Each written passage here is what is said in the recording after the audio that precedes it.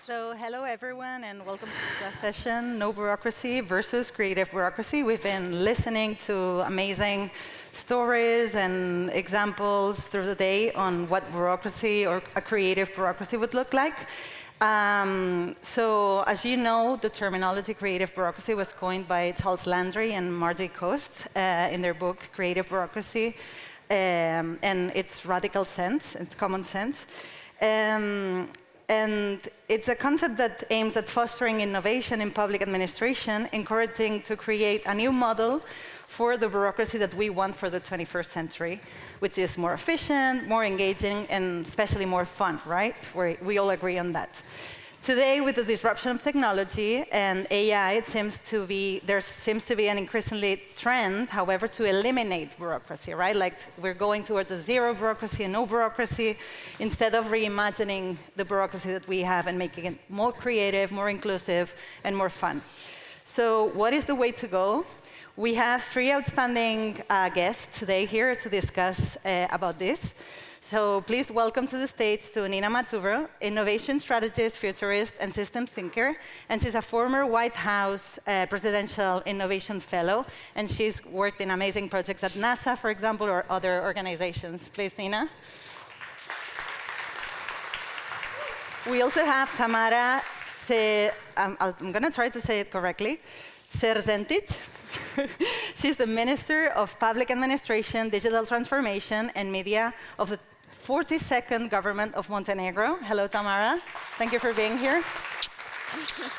And then we have Tigran Chorogian, the Innovation and SDG Finance Portfolio Manager at UNDP Armenia, and the lab lead at the Armenian National SDG Innovation Lab. Hello, Tigran. So thanks, the three of you, for being here today. I'm really honored to be here with you and to have been invited to the festival, which is my first time, and it's actually amazing.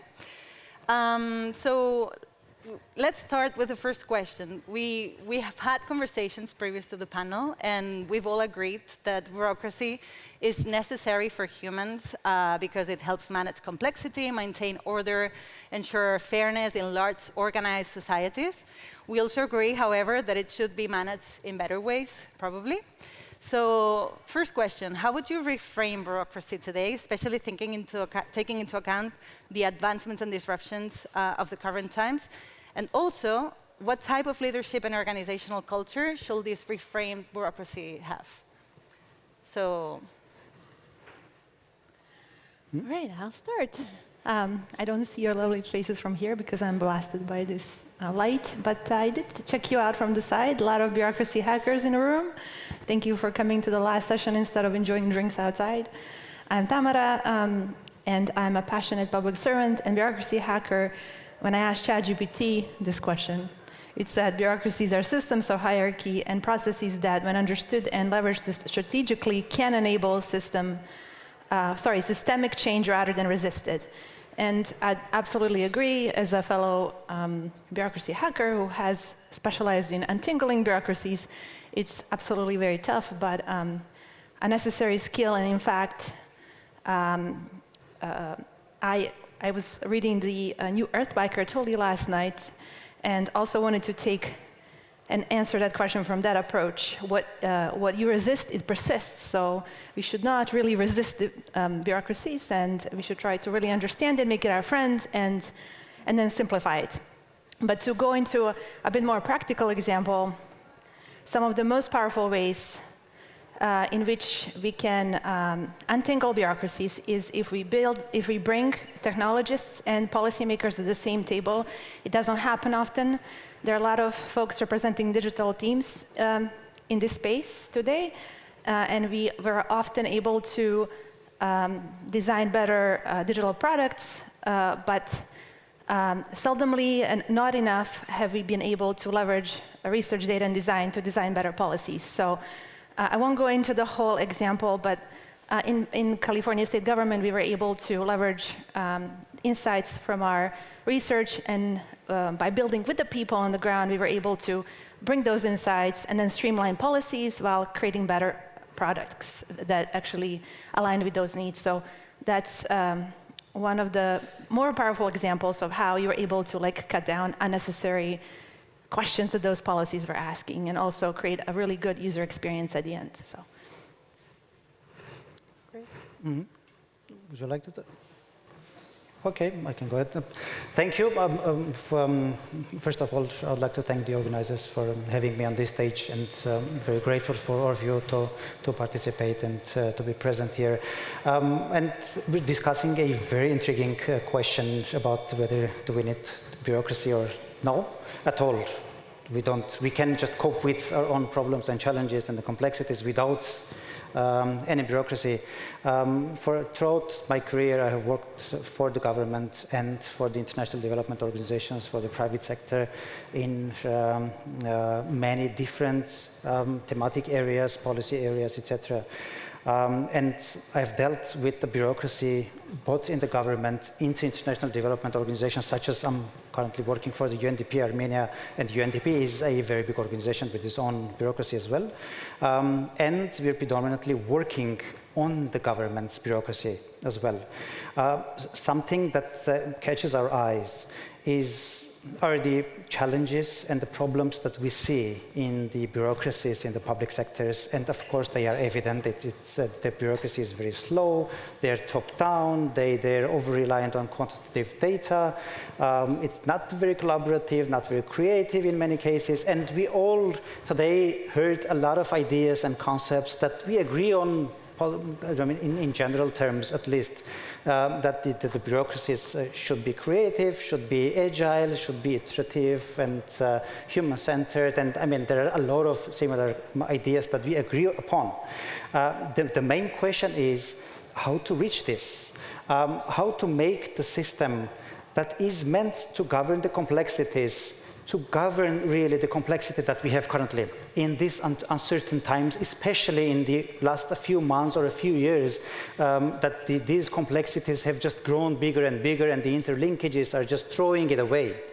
And then we see less and less productivity and effectiveness, with more and more funding coming from the state budget towards, I mean, feeding the bureaucracy, which is keeping itself. In Armenia, I'm just going to bring some examples from Armenia because I'm coming from the country context. We thought that it's best if we, first of all, understand and listen to bureaucracy before trying to transform it or to make some incremental changes at least. So we have employed a lot of tools, innovative and participatory tools, to understand the rhythm of bureaucracy, the fears, the emotions, the distribution of the public servants on the map of early, middle, and late adopters, and many other aspects to understand, and later on to understand how we can change those bits and pieces or the system to make the systemic change. Because in many cases, we understand that the currency of the administration, public administration, is trust. So we cannot just play with the trust, because losing the trust, we risk to lose all the connections, productivity, and effectiveness and efficiency at all in the bureaucracies. So we applied some methods like the behavioral systems map, and it taught us that public servants in Armenia, especially middle and late adopters, they find stability and security, especially job security, in bureaucracy. So at least that is something that we cannot eliminate. We cannot just take it out of the public servants' minds and their feelings. So we need to play with other types of bits and pieces, like collaboration. Another research and participatory method and approach that we have applied was piloting of participatory budgeting, different methods, like through Combi method. We have identified the main barriers to the digital voting. We have prioritized the barriers that we are going to tackle. So during and as a result of this exercise, 76% of participants have reported the increase and improved collaboration between different participants, the representatives of different sectors, like public sector, civil society, and the private sector. So this was one of the ways that we have transformed the way people collaborate with each other. So we have introduced those little innovations and interventions that change the way they collaborate or treat each other completely.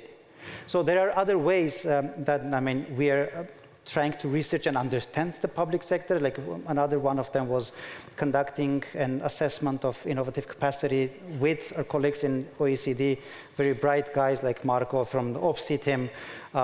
So we have conducted the assessment and found out that the collaborative mechanisms, it was surprising to us. We knew that the collaborative mechanisms like the public councils with civil society representatives coming on board to decide some matters with the public officials, it was not the best way to collaborate with each other, but it was surprising for us to identify that the current mechanisms are not just not effective, but they decrease the likelihood to innovate by 30%. They are counterproductive for collaboration, for bringing the people's minds, people's behaviors, people's fears and their pain to discuss. So they are not coming to discuss those because the current mechanisms, they not foster bottom-up grassroots participation, but top-down decision-making. It became the tool for the high-level officials to communicate one way their messages and their solutions to so-called problems that they have identified without any evidence.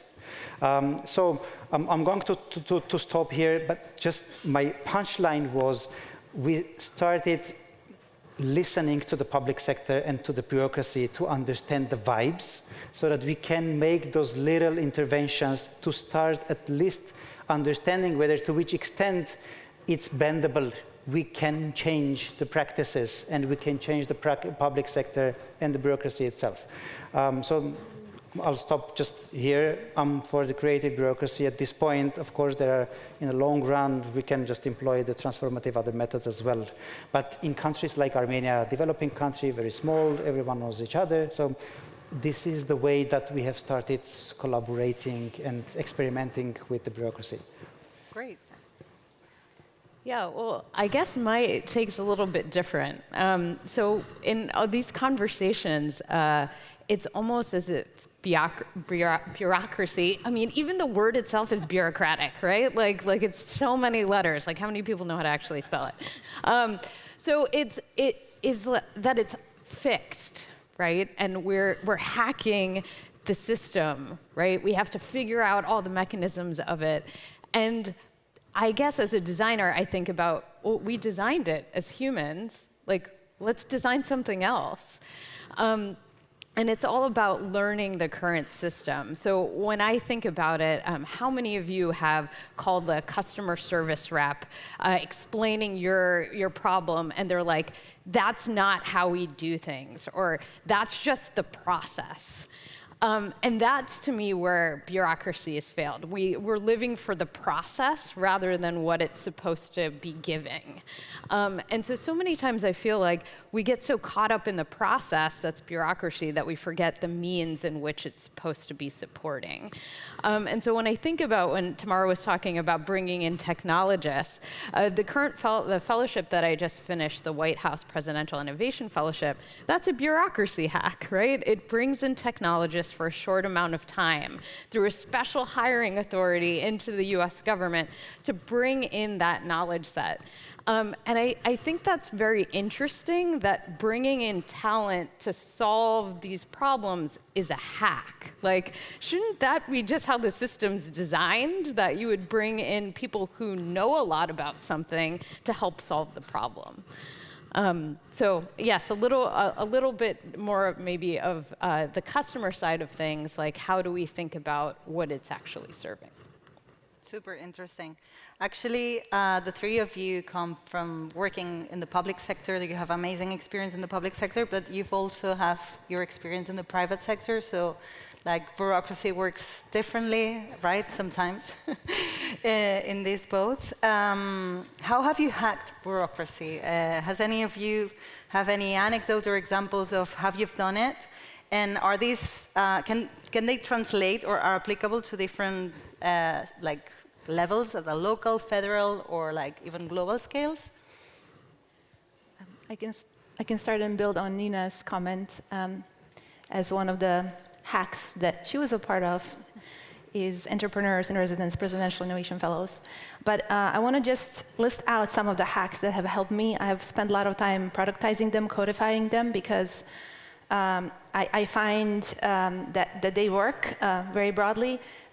For those of you who had a chance to listen this morning, I talked a bit more about the privilege that I had of serving in US and in my home country, Montenegro, and I was able to reuse some of those hacks. With Georgetown Beck Center, we were able to codify some of them and send them to the new leaders in governments in this report called First 100 Days. We've translated that report and then shared it with the politicians and ministers in Europe. And so I'll just give you a glimpse into that playbook, Rolodex of hacks. So there's some of these hacks we've codified also in Harvard Kennedy School, kind of talking to a lot of bureaucracy hackers. There's soft and hard levers, enablers. And so when it comes to like systemic enablers, political capital is a big one. Obviously, it's hard for us to influence that. But if we have a willing minister willing to really to really double down on creating this capacity for delivery, and he's willing to bring that capacity close to them, then the team, like our teams, was able to get air cover that was necessary to get things done. The cool factor is one of the hacks too. I think this place and space represents it. It comes from the energy and the culture that we are building. Design standard and domain control in both California and Montenegro. We were able to establish design standards, which then translated to all digital services being done in the same way. Procurement, going from waterfall to agile. Obviously, now speaking to the choir, a lot of these things and hacks that you used. When it comes to infrastructure, we've largely moved into building in the open and leveraging digital public infrastructure, open sourcing a lot of our goods and leveraging what's already out there, like UK's Notify and other digital public goods. These are all things that also have helped ministers win fast. And by showing those quick wins, they were able to then create larger political capital within their cabinet to build further and to get bigger budget. IT spend control is a tricky one. UK government was able to implement that one when they had centralized team actually consulting and evaluating how digital services were being built broadly. So that's more of a stick of a lever rather than a carrot, but it is a really effective one if you have political capital and a willingness among your cabinet to implement it. And then I think Chika talked today about her academy, academies and upskilling public servants, product, research, design, content. I find content and product and design to be, well, now they're becoming the thing that governments are embracing, but the product one still being the one that I'd love to see more governments embracing product and bringing more product managers within government. Hiring, a big one, and thinking through creating ways to hire, embedding folks on tours of duty. There's so many different hacks around hiring. And then finance, the practices piece, I think you talked a lot about that. Moving from organization of goals and projects to focusing on citizen needs and outcomes and working backwards. From project to product management, I already mentioned that. So you hear a lot from memos to demos and truly showing as you're incrementally building and getting feedback. So creating that feedback loop, but not only in how you build digital products, but also policies and programs. And I really love, and I keep going back to this paper that was published about half a year ago by Tom Loosemore, who was a founder of GDS, and now he's in public digital. He published this paper on radical how, and kind of nailed it around the organizational culture and practices that we are trying to build in government around building multifunctional, multidisciplinary teams, test and learn approaches, and how do you bring the whole organization along, and that's the hardest part. I feel like I've monologued a lot, but check out USDS playbook, UK's GDS playbook. All of these have codified some great tools that any leader can come in and kind of plug in and not quickly, but some of them are set up for a quicker wins. I will talk later about culture and mindset levers, which I feel like are the most important ones in the next questions that you pose. Well, Tamara has covered a lot of aspects of the hacking, the bureaucracy. Let me again bring some perspective from the UNDP side. The UNDP is a large organization that helps the governments and design strategies and build institutional capacities for impact, and that for most of all to reach the goals of the SDGs, I mean Sustainable Development Goals and its targets. So from this perspective, we at the UNDP are taking seriously working with the government and how and what we can change, as I've mentioned. And we apply some different types of strategies to be very careful playing with fire, which can affect on many lives, thousands of lives or millions of lives.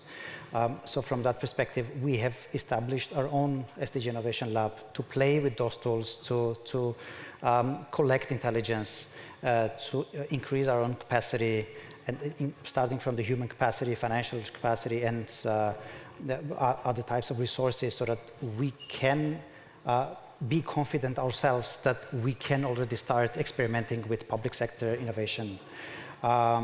So we have applied both of the directions, from starting small and going to systemic approach, and starting from the systemic approach in the beginning. So let me just elaborate on those two aspects and come up with some findings and insights that we have gathered so far. So on the one track, we had this product type innovation that we have started with small interventions that could bring results and gain trust for us. So we should have earned the trust for the government to go bigger and bigger with scale and with institutional changes and with systemic changes at the end. So just a few examples. The Ministry of Healthcare just approached us to ask for help to increase the uptake of cancer screening. It was very, very low, especially in the disadvantaged areas of Armenia. We have applied behavioral experiments with the behavioral change techniques, and we have conducted behavioral experiments. And it changed the whole landscape of cancer screening of the region, of the most disadvantaged region, which is called Chirac. We could increase the participation in the screenings by 6 times with just one letter and one reminder sent to the eligible population. It was simple, no flash slogans, no big banners, just the result. So we haven't started with communication, large-scale communication. We haven't started with just promotion actions, the campaigns, the result. We have earned the trust of the Ministry of Healthcare. We have scaled it up, so we have saved like hundreds or thousands of lives throughout the years. Another experiment we have conducted with the State Revenue Committee that increased the tax compliance among small and medium enterprises by 13.7%. We have spent $20,000. We have generated $1.5 million in the state budget. It was again short, very simple, innovative, effective, the most of all, because that was something that the public sector needed the most. So they don't care whether, in the beginning, they don't care whether you're doing it innovative methods or not. They just care about the results. And when you ensure the results, they started coming to you, exploring the ways how you have done it. And here comes the innovative methods that we're introducing to themselves.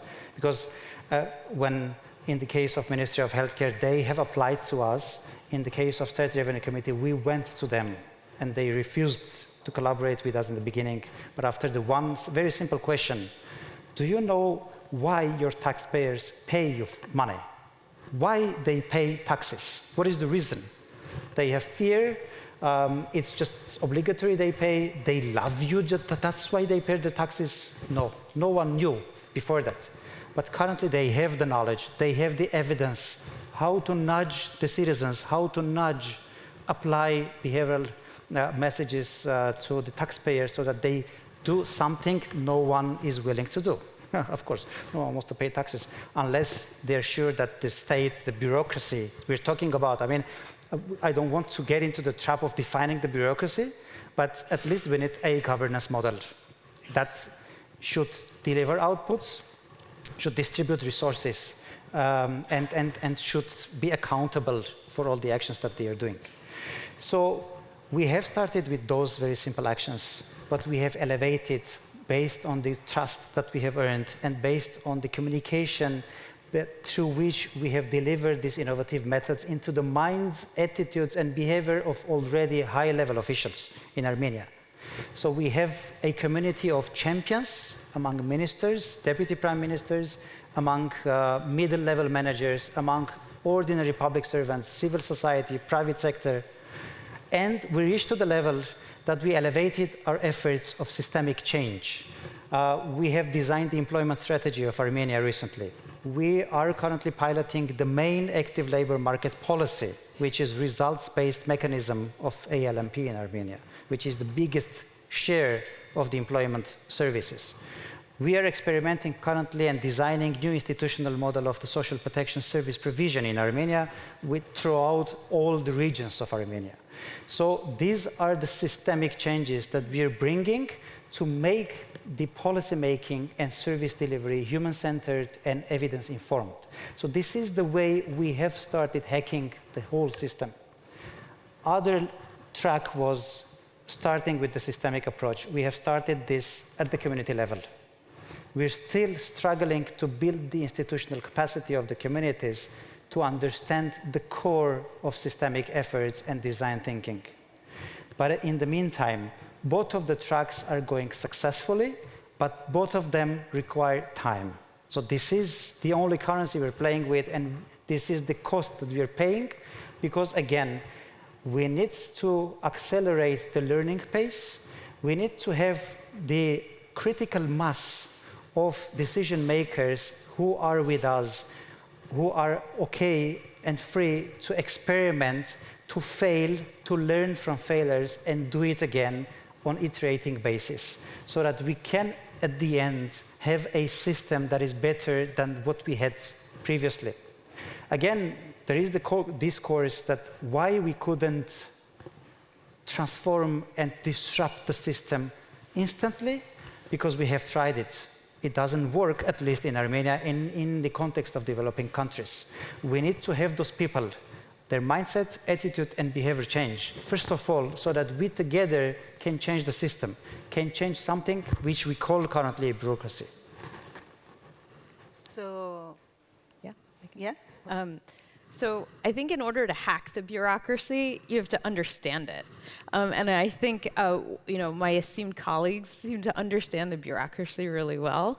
I didn't have that luxury. I kind of came into government from the private sector.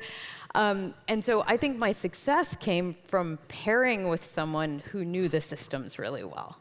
And so that's when I was able to hack it, is because I didn't know, at least in my experience, it felt like the people who were able to do that understood contracting and procurement really well. That's not something you take in school, right? That's something you've just learned from many years on the job.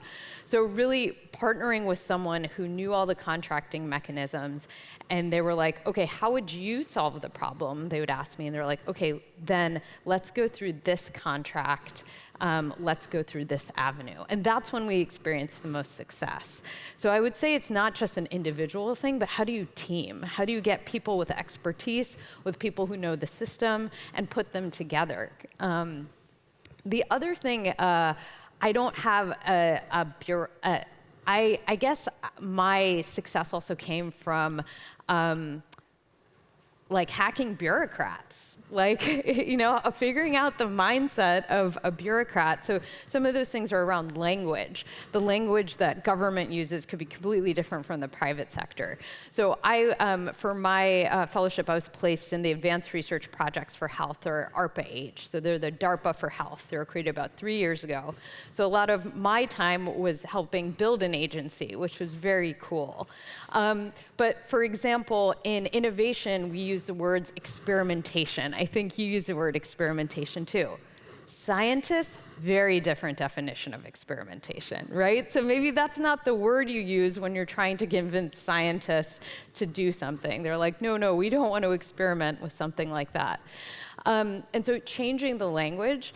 The other thing that I found helpful is we had like a fellowship meeting, and they were saying, one of the things I did was help build a strategic foresight and futuring practice for the agency. So we're building technologies that might not come to fruition for 5, 10, or 15 years.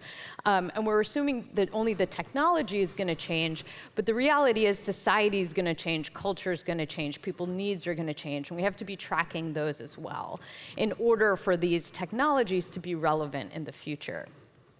And so I was asked, well, how did you convince all these scientists to think about strategic foresight? Like, I'd be like, we need to bring sci-fi writers and fiction writers. And they're like, what are you talking about?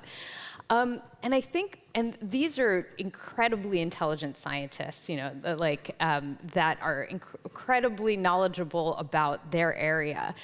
And my hack was, I approached, what do you tell someone who knows everything? You tell them something they don't know, and then you suddenly get political capital. So while they were deep in the science and understanding that, there was no way, I don't have a PhD in whatever they have, but I could present their topic from another viewpoint. So one of the examples I give, one of the programs at URPA-H was around creating a universal vaccine, so one vaccine for all vaccines. But when we think about uptake of vaccines, there might be many issues, reasons why people are hesitant. There's cultural, there's health reasons, there's maybe now political reasons too. And but one of the things could be around delivery mechanisms too. How can we think about delivery mechanisms? So could it be, if you look at the private sector, analogous examples, gummy intake has gummies have increased vitamin intake dramatically. So more people are taking their daily vitamins. If you think about a microneedle patch, that can be delivered through the mail. So our US Postal Service delivers to every address in the entire United States, so someone could self-administer, and it could reach these rural areas. So thinking about, I'm not talking about the science, but how the consumer, how can we get to the consumer more easily, or the citizen, or the public more easily? And that's when their ears would perk up and say, oh, I hadn't thought about that. And so less about the systems and more about the people within the systems, and how do you gain credibility with them. Thank you. So I can't avoid to think that, when I was planning this moderation, we should think about bureaucracy in a moment of disruption. I think humanity is going through a moment of disruption in many ways. Climate is obviously one, but another one is technology. So, technology comes with pros and cons, with benefits, a lot of benefits, but also with dangers. And I would like to ask you if you thought about bureaucracy within 50 years, for example, in 2075. How would this bureaucracy be, or should it be more human, more technological? Should it disappear? Should there be no bureaucracy at all? Should it be creative? What's your take on that? You're looking at me. I'll answer. I just want to build quickly on Nina's point around the language. We were lucky to get amazing experts like Nina in Government of California, and with them, working shoulder to shoulder with them, build in for design, research, and data, and product, and then train public servants these new skills. It's interesting, you talk about the language. We sometimes used intentionally and strategically pilot or guardrails just because it was sticky and folks around were less risky. That's right. The technology piece, I'll answer that part first. And I know I'm preaching to the choir because I've heard many of you talk about this, technology being just a tool and not a solution. And that tech has not really changed our shared mission. It has just given us new tools. And one of the biggest tools that I know will be relevant for days and decades to come is problem definition, tightly defining the problem. A lot of people are throwing around the word innovation. It's probably my least favorite word because it's so mushy and different people define it in a different way, but I define it as problem definition, and there are a lot of tools that you all have used to tightly define the problem. Einstein said if he had 1 hour to solve a problem, he would spend 50 defining it. And so I know that when we talk about tech, we talk a lot about AI. And so now I am working with my teams to actually leverage AI as this Trojan horse to come back to the internet era problems in government that we still haven't solved, the data hygiene, the infrastructure. And so that's what I'm mostly using AI for. And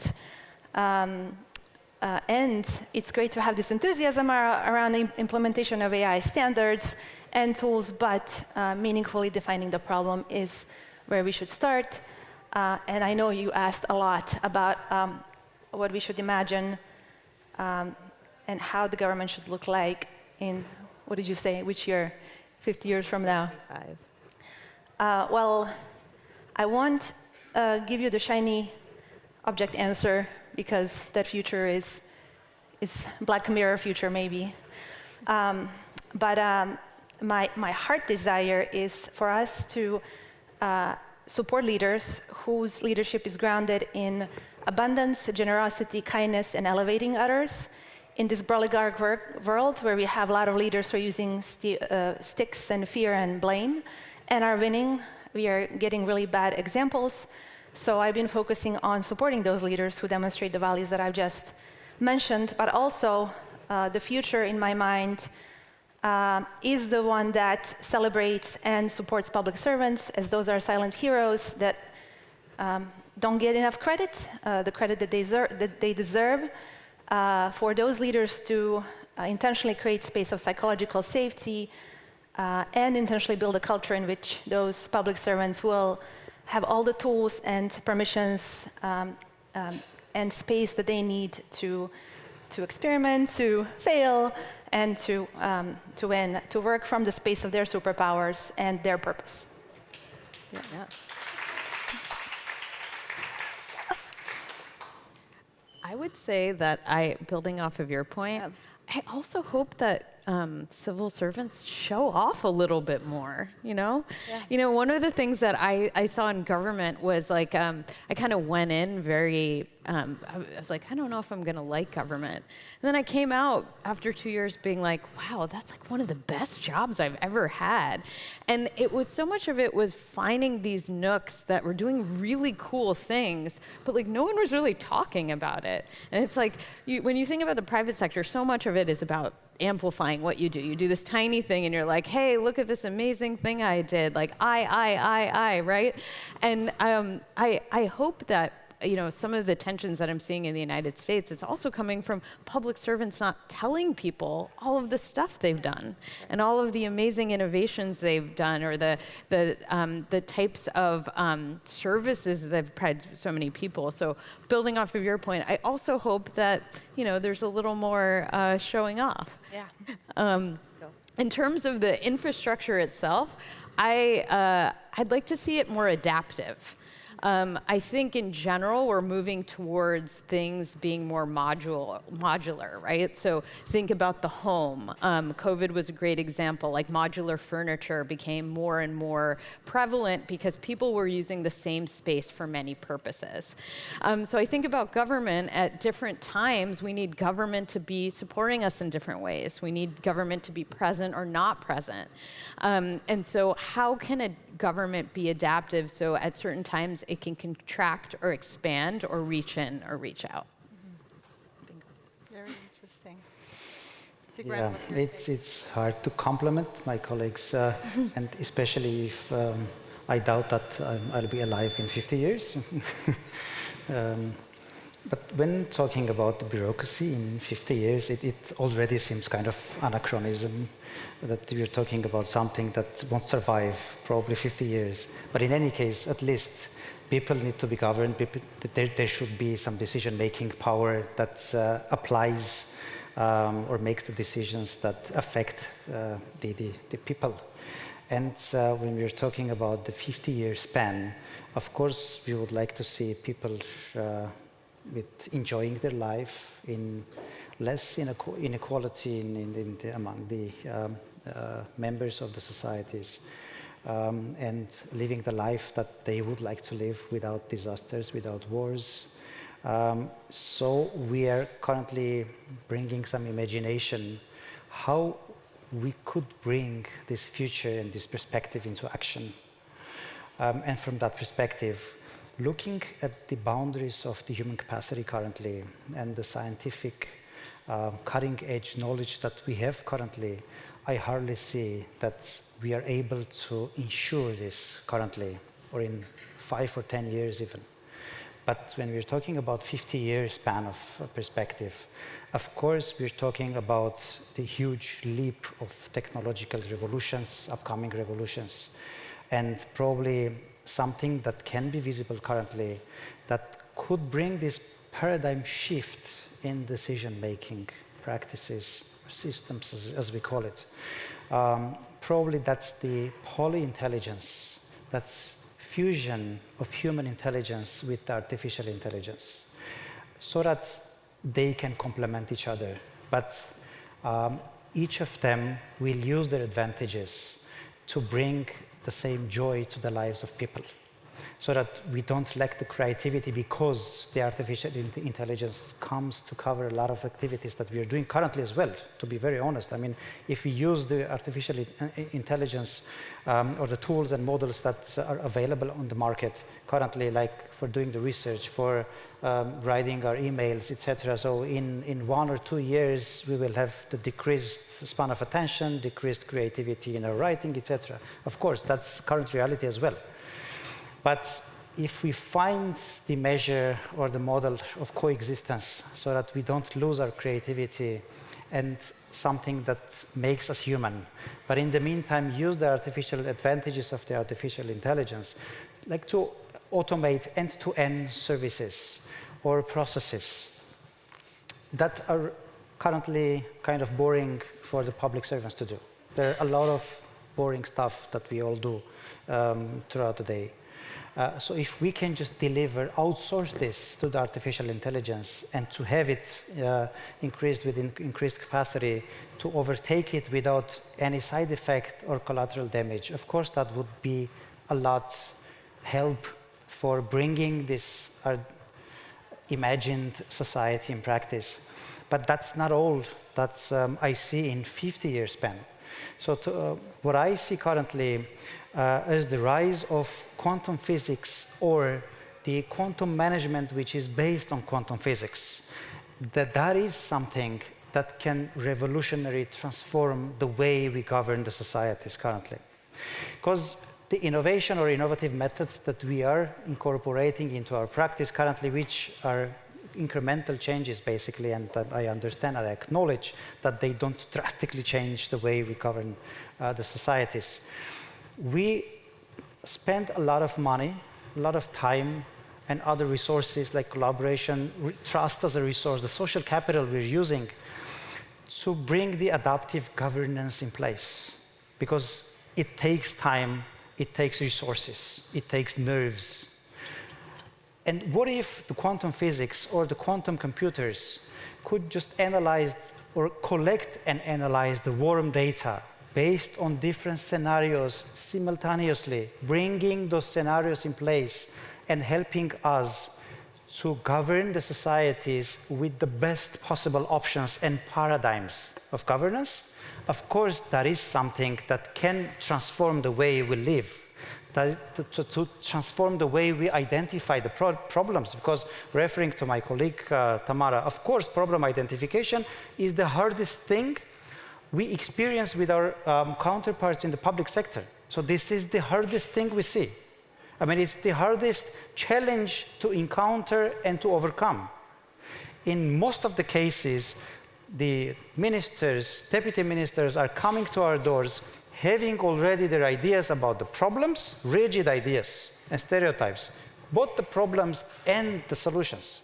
But what if we will trust the quantum computers and the software and the models of the future based on the quantum physics that will analyze this, which even is out of reach of the artificial intelligence because they operate completely in different ways.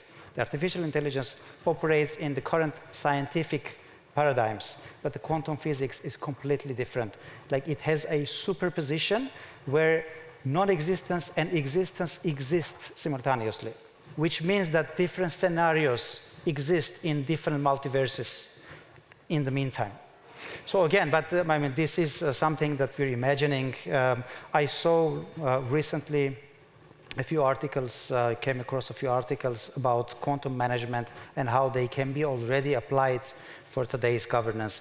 But at least currently, we all see that we need still some time, more intelligence, and more collaborative resources to put in for bringing this quantum physics to our lives. Very interesting. Can I just build on sure. one point? So I think it's interesting when you're saying that many of the ministers come in with the problem already defined in their head and the solutions, because I think we've all probably experienced that. I wonder, you're talking about the technology that we need in the future, but we're not talking about the humans we need in the future. And I want, even if you have all of these amazing technologies, you're still going to have people who come in thinking they know the problem and thinking they know the solution. So something I hope for the future is also this loss of ego. Could we get to a place where it's really about finding the best solution rather than the solution that I want, the one that serves me the most, the idea that I came up with? The ego. Yeah, that's right. So, like the Your Eckhart Tolle is now coming back. It's coming full circle. Okay, so we have 3 minutes left, and we would like to open the mic to the public. And we would kindly ask you to refrain from asking any political questions because we have very top speakers here, like working at a very high level politically. But if you have any questions related to, the topics that we're discussing, or you want to share your vision for 2075, please. Yeah, down there. Is there a mic or?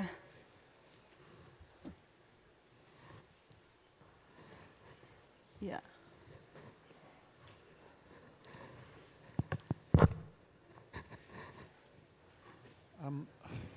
I was thinking about bureaucracy. I read Jeff Mulgan's paper this morning that he presented. I read that at lunchtime, and he's talking about the increase in regulations.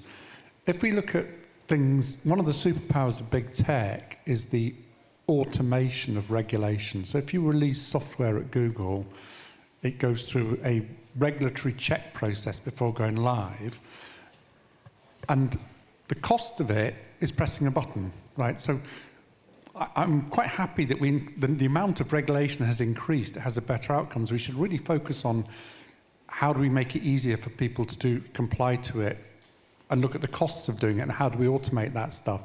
And if you look at things like the mobile phone, I keep trying to estimate the paper bureaucracy to make a phone work in 170 countries and 170 languages.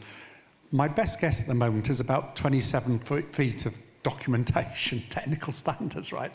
And so actually the modern world isn't about avoiding bureaucracy, it's about managing complexity in the form of rules and regulations and addressing the cost of it. So I wonder what your thoughts on that are.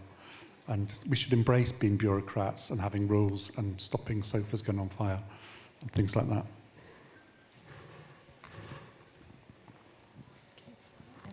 Awesome. Great comment. We can echo that. Yeah. Any other question or comment? Okay, we have 1 minute left. Otherwise, we can wrap up.